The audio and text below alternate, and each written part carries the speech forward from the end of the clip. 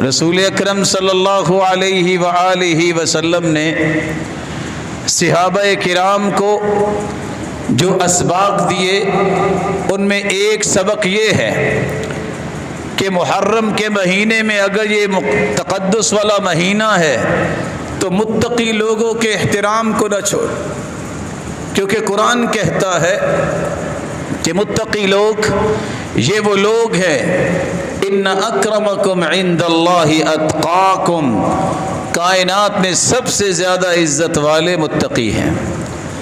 یہ محرم کا مہینہ پیغام دیتا ہے علم کا اور اہل علم کا احترام کیا کرو، کیونکہ اللہ کے رسول صلی اللہ علیہ وسلم نے فرمایا تھا میری امت کے اندر جو علم والے کا احترام نہیں کرتا، جو بڑے کا احترام نہیں کرتا، چھوٹے پہ شفقت نہیں کرتا، اس کا میرے ساتھ کوئی تعلق نہیں ہے۔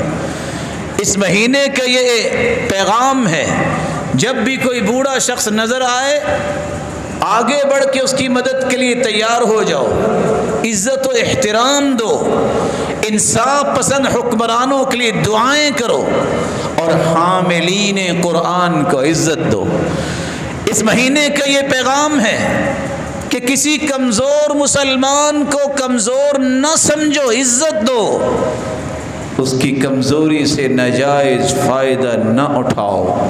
ان اللہ تعالی لا یقدس امہ لا یعطون الضعیف منہم حقہ، اس امت کو اللہ کبھی عزت نہیں دیتی، اس امت کو اللہ ذو الجلال کبھی بھی عزت نہیں دیتے، نہ اس امت کو عزت ملتی ہے جو کمزوروں کا خیال نہیں کرتے۔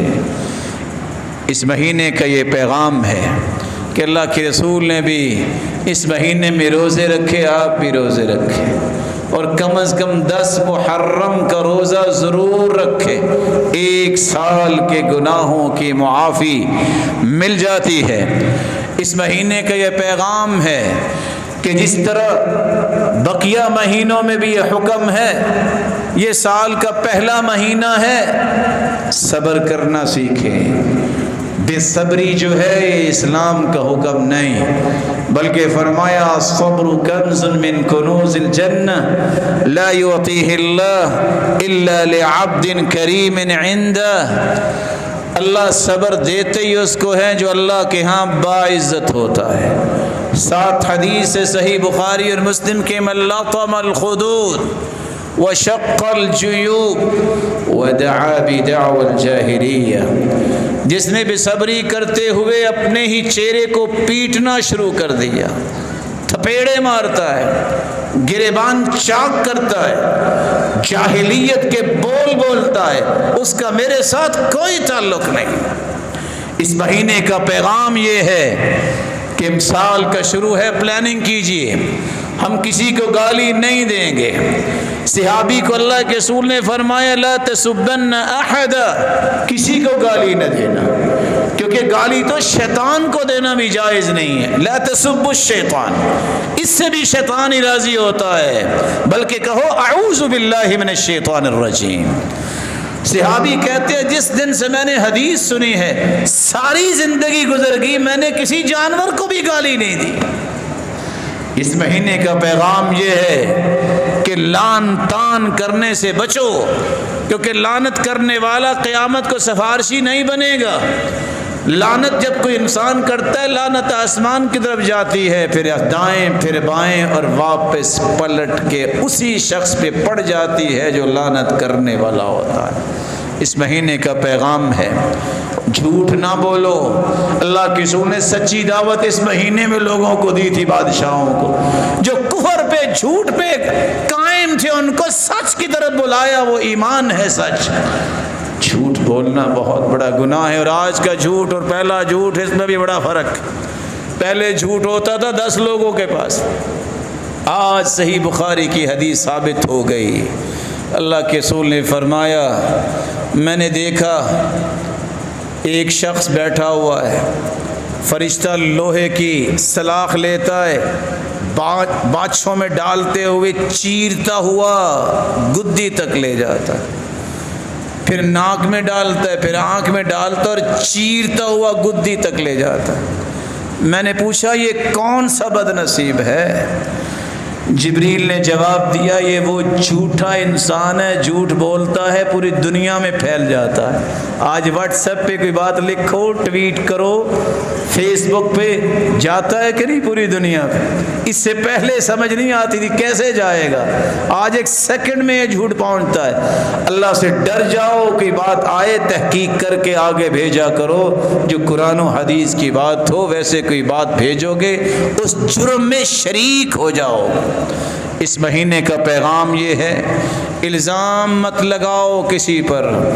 رسول اکرم صلی اللہ علیہ وآلہ وسلم نے کافروں کو بھی سیدھی راہ دکھائی جو انبیاء پہ الزام لگاتے تھے، اور یہ حدیث یاد رکھیے گا صحیح الجامع کی 6196، جس نے کسی پہ تہمت بہتان الزام لگایا اس وقت تک جہنمیوں کے خون اور پیپ میں رکھا جائے گا قیامت کے دن، جب تک ثابت نہیں کر دے گا۔ ثابت نہ ہو سکا وَلَيْسَ بِخَارِجٍ، وہ جہنم سے نکل نہیں پائے گا۔ اس مہینے کا پیغام یہ ہے، رسول اکرم صلی اللہ علیہ وآلہ وسلم نے جو مسلمانوں کو سمجھایا ہے، فَلَا تَظْلِمُوا فِيهِنَّ أَنفُسَكُمْ، کسی پر بھی ظلم نہ کیجیے گا اور اپنے آپ پر بھی ظلم نہ کیجیے گا۔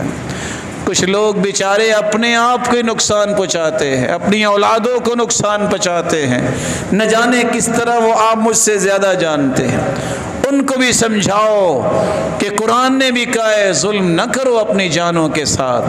یہ ظلم ہے کہ انسان اپنے جسم کو زخمی کر دے، یہ ظلم ہے اپنی اولاد کے ساتھ اس طرح کا معاملہ کرے، اور یہ اس سے بڑا ظلم ہے کہ راستے بند کر دو اور کوئی مریض بیچارہ ہاسپٹل نہ پہنچ سکے، اور اس سے بڑا ظلم ہے جو روزانہ کمائی کے لیے نکلتا ہے اور وہ بیچارہ کمائی کرنے کے لیے جا ہی نہیں سکتا کیونکہ جگہ ہی کوئی نہیں ہے اور سارے کے سارے رستے بلاک ہیں۔ یہ اس سے بڑا ظلم ہے جس کے بوڑھے والدین گھر میں بھوکے ہیں اور وہ توشہ لینے گیا ہے، گھر واپس نہیں پہنچ سکتا۔ اللہ کے رسول کے صحابہ جہاد کر کے آئے، راستے میں پڑاؤ ڈالا، فرمایا جس نے راستہ بند کیا اس کا جہاد ہی نہیں ہے، جہاد ہی نہیں ہے، فتح یاب ہو کے آئے۔ یہ ادب سیکھنے چاہیے۔ اور میں ساتھ یہ کہوں گا، اس مہینے میں امن و امان کو قائم رکھنے کے لیے موقر اداروں کا ساتھ دیں، فتنے کا سبب نہ بنیں، فساد سے بچیں، امن کو پھیلانے میں اپنا کردار ادا کریں۔ اللہ سے دعا ہے اللہ قیامت کے دن آپ کو جنت جو امن والی جگہ ہے نصیب فرمائے۔ اس مہینے کا آخری پیغام، جو امن کا درس دینے والی جگہ ہیں وہ مسجدیں ہیں۔ امن کا گہوارہ یہ ہے، ان مسجدوں کی عظمت کو سمجھیے، ان کی دیکھ بھال کیجیے۔